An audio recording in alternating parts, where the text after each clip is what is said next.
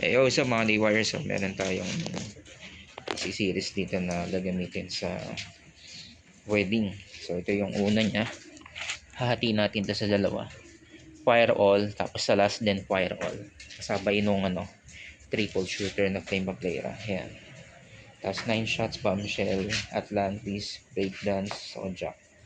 So medyo mahaba-haba pero kaya siguro isang buhatan to o gawin nating dalawa para hindi hirap.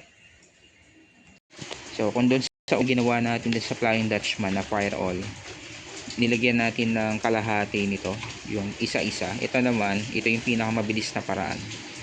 Lagyan mo na lang isa-isa lahat dito, tapos tsaka mo siya babaliin. Tapos i-tape mo na lang, i-secure man tape para maging mas mabilis yung burn niya.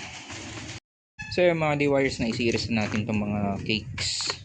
So naglagay tayo ng tawag dito, emergency fuse. So ginagaya na natin si Boss Michael ng SRC na naglalagay ng emergency fuse para kung sakaling may pumalya nga naman sa cakes, di meron kang second choice na sindihan ulit.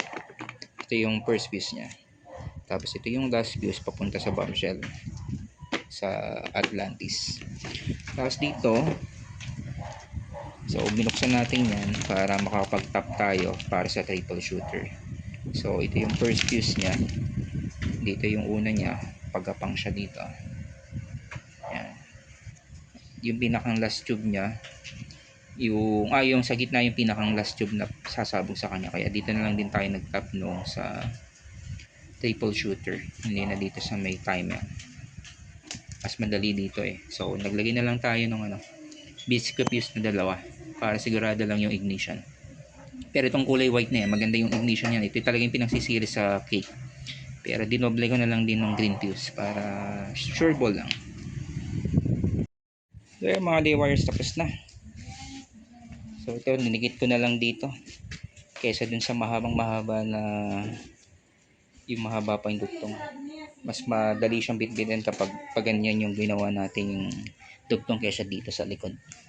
So dito yung starting niya, fire all, kalahati ng Dutchman, Sojak, breakdance, naglagay tayo ng emergency fuse, nahawa na tayo kay Boss Michael sa paglalagay ng emergency fuse. Tapos dito, ayan.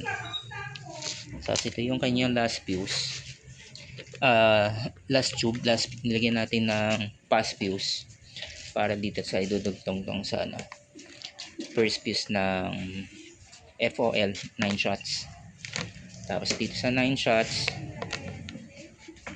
nag-series tayo ng triple shooter na dalawa. Medyo naka V-shape para sa taas hindi siya dikit-dikit.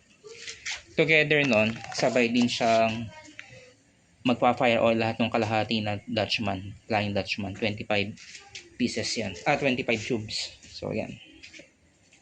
Antayin na lang natin sindihan ni pare ko kasi siya magsisindi nito sa wedding Sabi ko videohan na lang. So yan, salamat sa patuloy pagtutok.